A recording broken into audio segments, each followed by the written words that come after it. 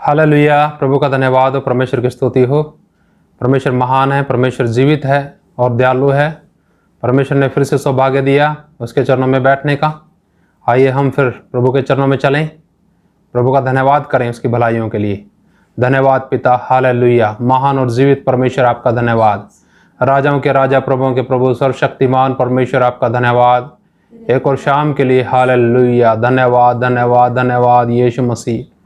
धन्यवाद पिता, hallelujah hallelujah hallelujah. धन्यवाद राजाओं के राजा, प्रभुओं के प्रभु, सर्वशक्तिमान परमेश्वर आपका धन्यवाद करते हैं प्रभु जी। हालेलुया। आपकी दया, आपकी कृपा, आपके अनुग्रह के लिए धन्यवाद करते हैं प्रभु। हालेलुया। प्रभु धन्यवाद करते हैं उस लहू के लिए जो आपने हम सबके पापों के लिए बहाया। धन्यवाद पिता, हालेलुया। सब कुछ आपके हाथ में सौंपते हैं प्रभु जी। एक एक जन को अपने हाथ में लें और हर एक के मनों को बदल दीजिए पिता।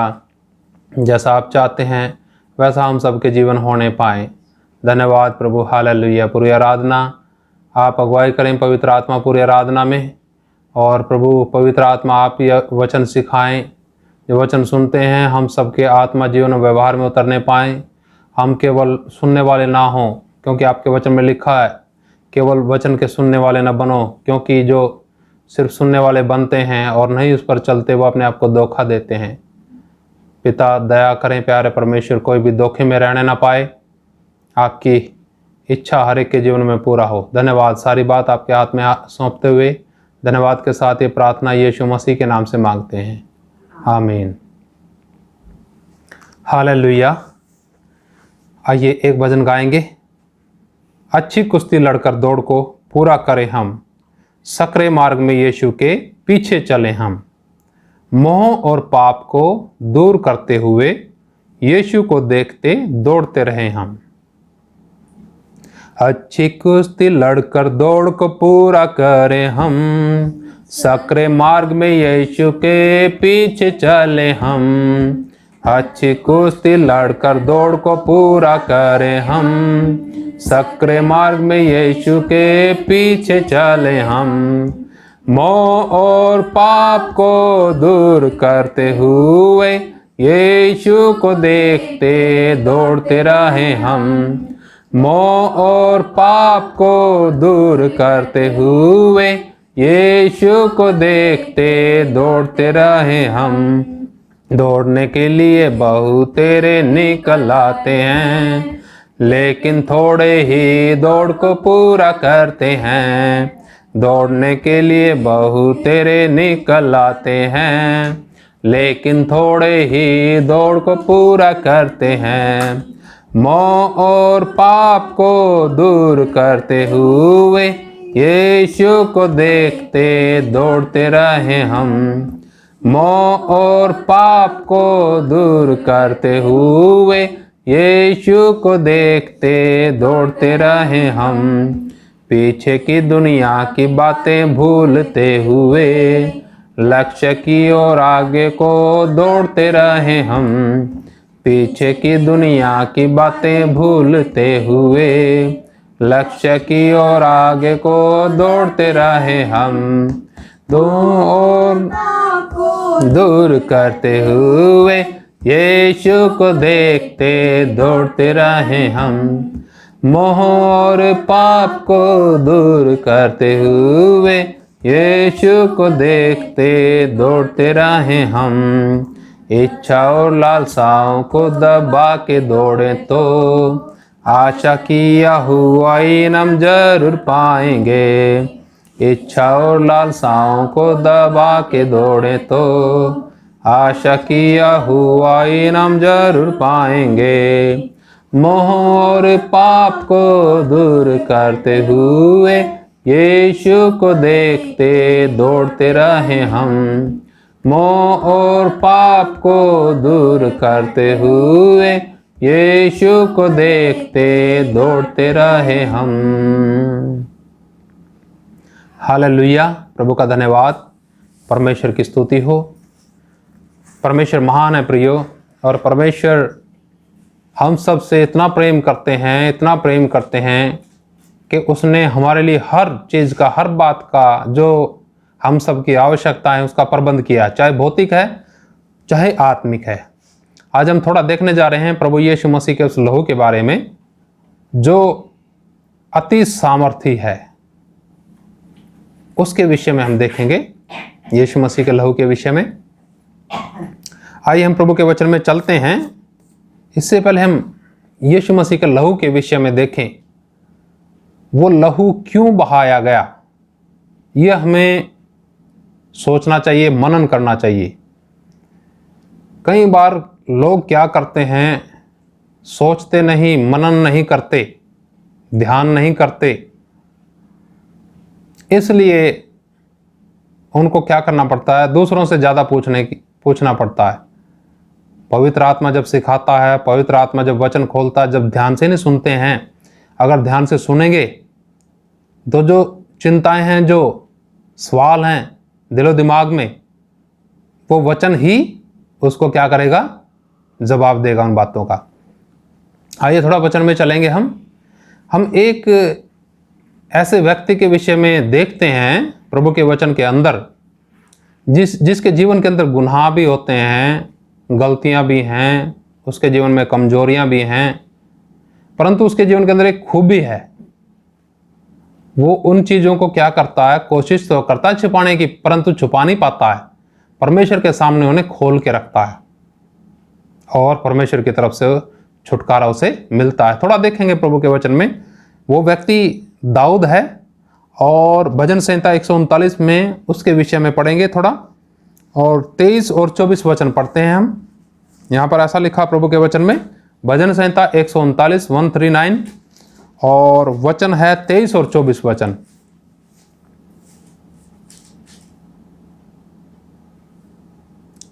यहां पर ऐसा लिखा है वचन में, हे परमेश्वर मुझे जांच कर जान ले, मुझे परख कर मेरी चिंताओं को जान ले, और देख कि मुझ में कोई बुरी चाल है कि नहीं, और अनंत के मार्ग में मेरी अगुवाई कर।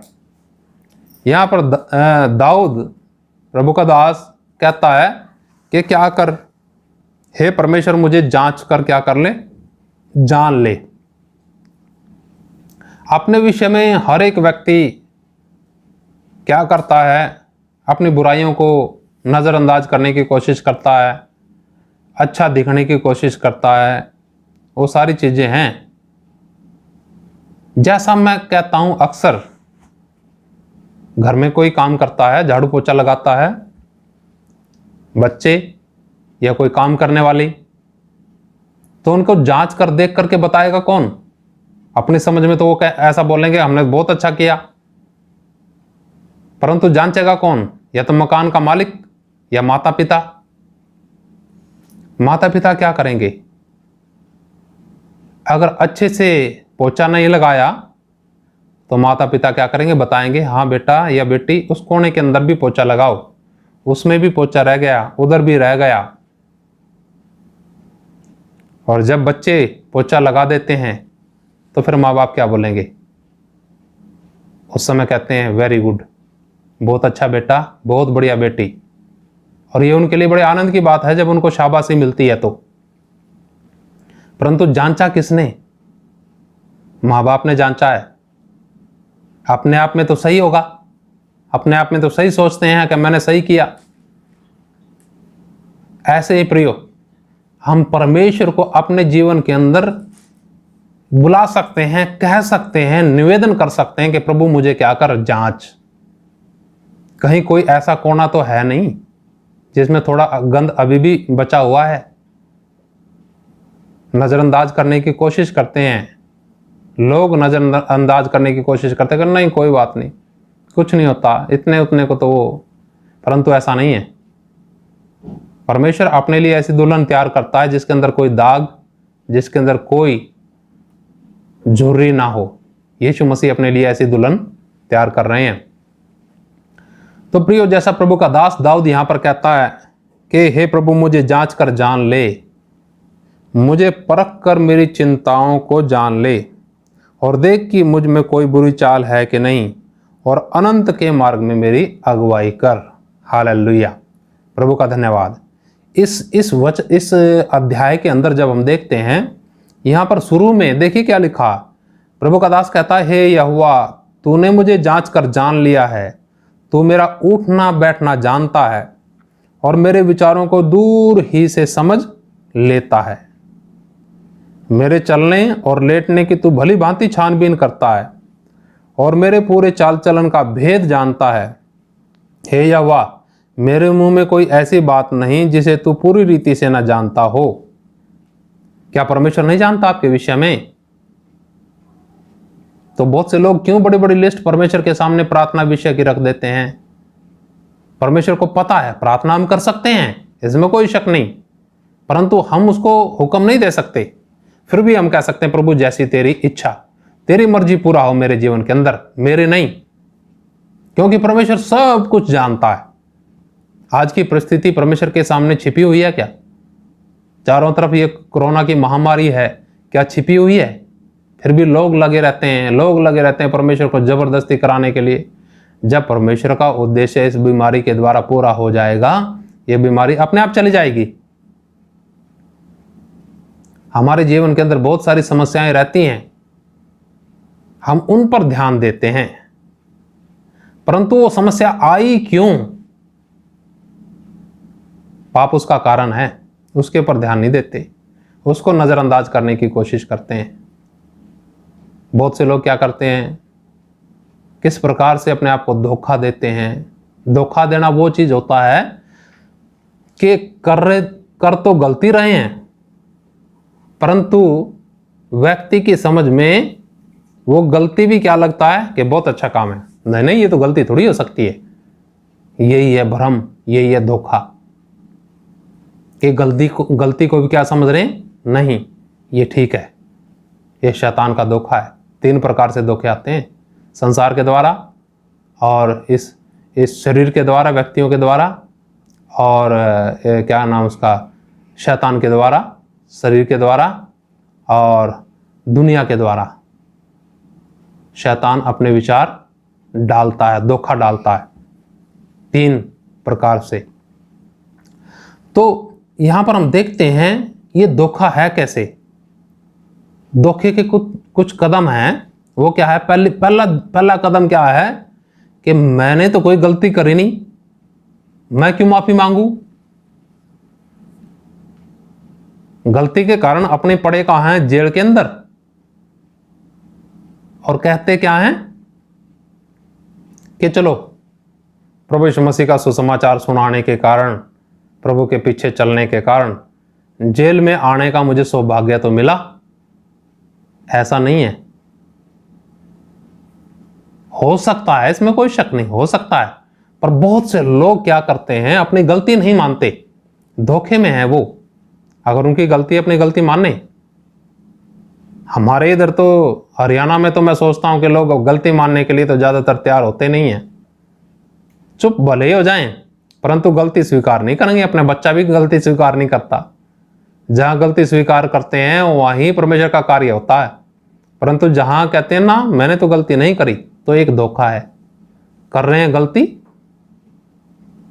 गलती के कारण, अपराध पाप के कारण, गलतियों के कारण गांव छोड़ना पड़ता है। और क्या कहते हैं, नहीं अब तो मुझे दर्शन दूसरी जगह का मिल गया। कहां का मिल गया? दूसरी जगह जाके सेवा करूंगा। वाह, बहुत बढ़िया। गलतियां अपनी, और कहते हैं नहीं गलती नहीं है। तो ये सबसे बड़ा धोखा है कि मैंने कोई गलती नहीं करी, मैं क्यों माफी मांगू। दूसरा क्या है, गलती मानने की जरूरत नहीं है, क्योंकि यीशु मसीह ने एक ही बार हमारी सारी गलतियां क्या कर दी, माफ कर दी। अक्सर ऐसा लोग सोचते हैं, यह भी एक धोखा है। और तीसरा क्या, भाई चाहे कोई गलती मानने या ना मानने, ऐसे ही थोड़ी पाप माफ हो जाते हैं। 3 प्रकार का धोखा शैतान के द्वारा, संसार के द्वारा और मनुष्य के द्वारा आता है। तो आप इस धोखे से सावधान रहें और परमेश्वर से निवेदन करें, प्रभु के दास दाऊद की तरह, कि हे प्रभु मुझे जांच, कहीं कोई बुरी बात तो नहीं है मेरे जीवन के अंदर। प्रियो परमेश्वर ही बताएगा। छोटी छोटी बात भी परमेश्वर नजरअंदाज नहीं करता। कई लोग होते हैं ऐसा करते रहते हैं गलतियां, कोई बात नहीं, माफ कर देगा या नजरअंदाज कर देगा। ऐसे लोगों का हृदय धीरे धीरे कठोर हो जाता है और उनको परमेश्वर के साथ चलने में धीरे धीरे दिक्कत आने लगती है। यानी जो परमेश्वर के साथ की संगति है ना, वो समाप्त हो जाती है। परमेश्वर के साथ संगति करना है तो देखिए प्रभु का वचन क्या कहता है। पहला यूहन्ना 1 अध्याय उसका 7 से 10 तक पढ़ेंगे। पहला यूहन्ना की पत्री 1 अध्याय उसका 7 से 10 तक वचन में लिखा है इधर, पर यदि जैसा वह ज्योति में है वैसे ही हम भी ज्योति में चलें तो एक दूसरे से सहभागिता रखते हैं और उसके पुत्र यीशु का लहू हमें सब पापों से शुद्ध करता है। हालेलुया।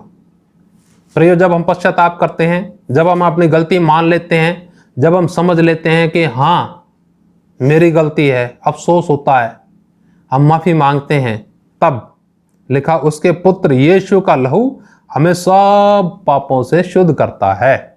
साफ लिखा वचन के अंदर, पर यदि जैसा वह ज्योति में है वैसे ही हम भी ज्योति में चलें तो एक दूसरे से सहभागिता रखते हैं। अगर जैसा वह ज्योति में है हम भी ज्योति में चलें, यानी किसके साथ सहभागिता होने लगी? ज्योति के साथ सहभागिता, ज्योति के साथ संगति होने लगी। जब ज्योति के साथ संगति होती है, परमेश्वर के साथ हमारी संगति होती है, तब एक दूसरे के साथ संगति अच्छे से हो सकती है। वही फ्रूटफुल, उसी फलदायक संगति होगी। वो कैसे होगी? वचन कहता है कि जैसा वह ज्योति में है, अगर हम भी ज्योति में चलें तो, वचन सुनते बहुत हैं, ज्ञान भी बहुत हैं, ज्ञान बहुत है, चलते मन की इच्छा के अनुसार है, या शैतान के विचारों के अनुसार, या संसार की योजना इच्छा के अनुसार चलते हैं। पर जब हम परमेश्वर के वचन के अनुसार टूटते हैं और मान लेते हैं कि गलती है मेरी, अफसोस करते हैं, तब यीशु मसीह का लहू, वचन में लिखा है, हमारे सब पापों से क्या करता है? पापों से, हमें लिखा है यीशु का लहू हमें सब पापों से शुद्ध करता है। हालेलुया, प्रभु का धन्यवाद।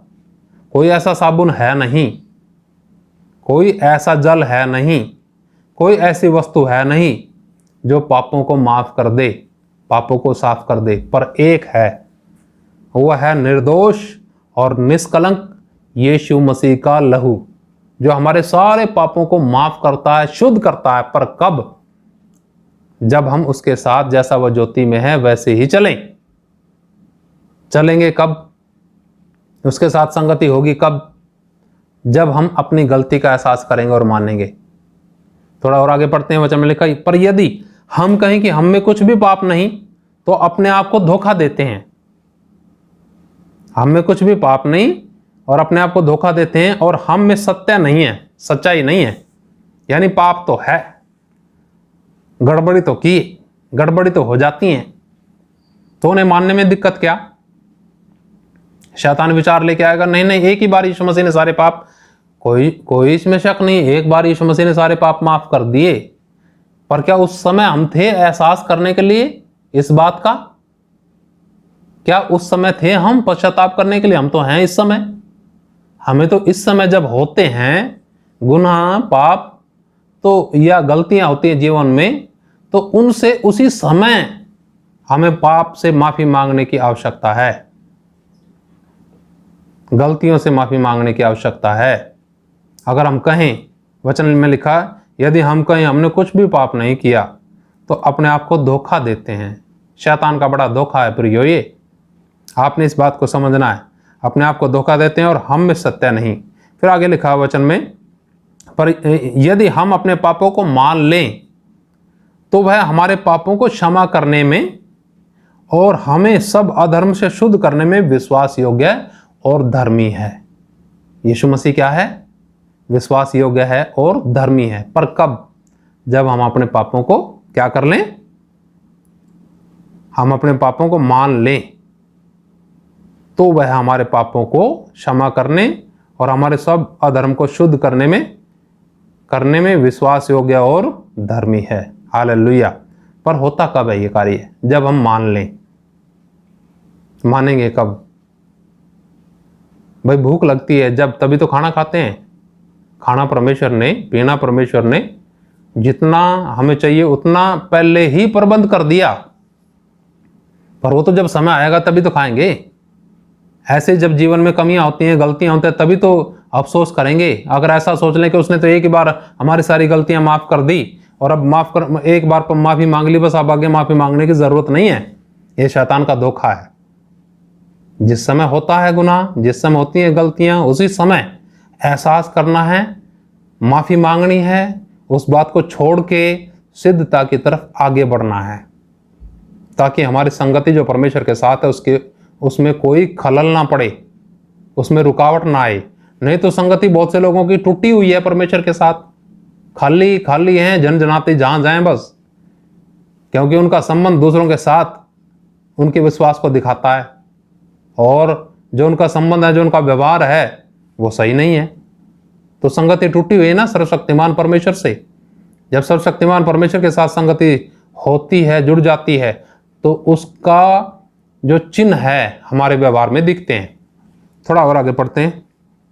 यदि हम कहें कि हमने पाप नहीं किया तो उसे झूठा ठहराते हैं। परमेश्वर को क्या ठहराते हैं?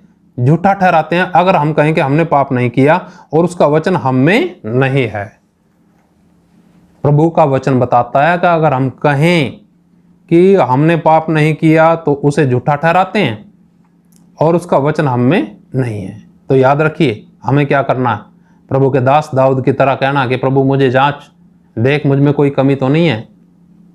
कमी होती हैं, स्वयं को नहीं दिखती। खुद को दूसरे की कमियां जल्दी नजर आएंगी, अपनी नजर नहीं आती हैं।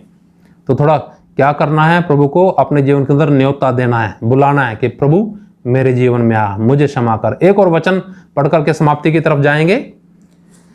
भजन संहिता 19 अध्याय उसका 14 वचन और पढ़ेंगे। भजन संहिता 19 और उसका 14 वचन लिखा वचन में इधर, मेरे मुंह के वचन और मेरे हृदय का ध्यान तेरे सम्मुख ग्रहण योग्य हो।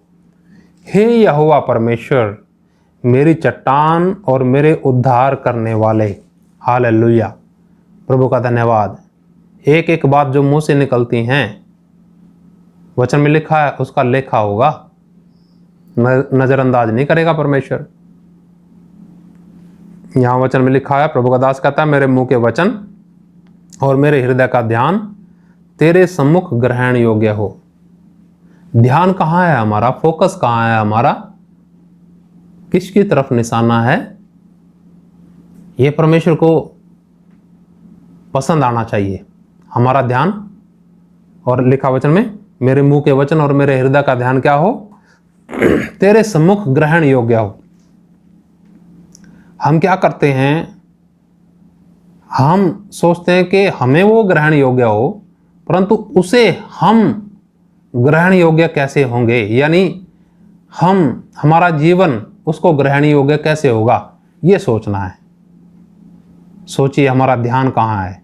क्या आपके ध्यान को, हमारे ध्यान को सोचता नहीं, हमारी सोच हमारे विचारों को जानता नहीं। किसी ने ऐसा बोला है कि पक्षी तो ऊपर से जाते रहते हैं सिर के ऊपर से, परंतु कौन है उसे अपने सिर के अंदर घोंसला बनाने देगा? मूर्ख व्यक्ति होगा। तो इसलिए क्या करना है, शैतान के उस घोंसले को तोड़ना है आज ही। नहीं तो शैतान क्या करेगा, उसमें घोंसले में अंडे भी देगा और वो अंडे बच्चे भी पैदा करेंगे और फिर आपके जीवन का नाश भी हो जाएगा। शैतान हमेशा धोखा देगा, और धोखा देने वाला है वो शुरू से धोखा देता है, वो झूठा है। और जो लोग ऐसा कहते हैं कि मुझ में कोई पाप नहीं है, मैं तो बड़ा पवित्र, शुद्ध, बहुत अच्छा हूं, तो वो भी धोखे में है, परमेश्वर को झूठा ठहराते हैं। तो सच्चाई से, खराई से परमेश्वर के सम्मुख ठहरते हुए हमें जो अपना संबंध है परमेश्वर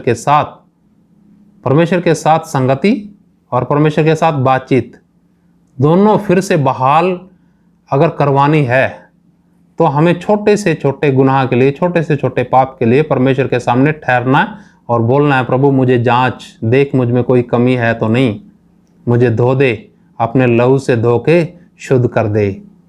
मेरे मुंह के वचन और मेरे हृदय का ध्यान प्रभु पिता तेरे सम्मुख ग्रहण योग्य हो। हालेलुया। प्रभु का धन्यवाद करते हैं प्रियो। आइए हम परमेश्वर से निवेदन करें, प्रार्थना करें। धन्यवाद पिता आज की शाम के लिए, इन वचनों के लिए धन्यवाद करते हैं। प्यारे प्रभु, आज वचन में हमने पाया कि प्रभु मनुष्य हैं, मनुष्यों के अंदर जीवन में कमी कमजोरियां रहती हैं। जब भी कमी कमजोरियां एहसास करते हैं, गलतियां होती हैं पिता, प्यारे परमेश्वर, इस बात का एहसास हम सबके जीवन के अंदर हो कि मेरी कमी है, मेरी गलती है, दूसरे की नहीं। शैतान विचार लेके आएगा कि उसकी है, इसकी गलती है, उसकी गलती है, तेरी गलती नहीं है। परंतु पिता, हम सबका हृदय ऐसा हो जाए जैसे आपके दास दाऊद का था, जिसने कहा कि मुझे जांच प्रभु, परख ले, कहीं मुझ में कोई कमी तो नहीं है। मेरे चाल चलन को, मेरे उठने बैठने को तो भली भांति जानता है। धन्यवाद पिता। हालेलुया। प्रभु अपने लोगों से बातचीत करिए, अपने वचन के द्वारा बातचीत करिए, ताकि पिता लोग समझने पाएं कि हाँ, मेरे जीवन के इस हिस्से में, इस कोने में कमी है, मुझे इनके लिए पश्चाताप करने की आवश्यकता है, माफ़ी मांगने की आवश्यकता है। धन्यवाद पिता। सब कुछ आपके हाथ में सौंपते हैं और एक एक भाई बहन के लिए प्रार्थना करते हैं पिता, जो इस समय वचन सुनते हैं प्रभु, इनके परिवार, इनके भाई, मित्र, प्रिय, सब लोग उद्धार पाएं पिता। जो सुनने वाले लोग हैं प्रभु, ये विश्वासी ही नहीं परंतु आपके चेले बनने पाए। धन्यवाद पिता। आपके साथ प्रत्येक की संगति होने पाए, आपके साथ बातचीत होने पाए। धन्यवाद पिता। सारी बातें आपके हाथ में सौंपते हैं। धन्यवाद के साथ ये प्रार्थना यीशु मसीह के नाम से मांगते हैं, आमीन। हालेलुया। प्रभु का धन्यवाद, परमेश्वर की स्तुति हो। प्रभु आप सबको आशीष दे। जय मसीह की।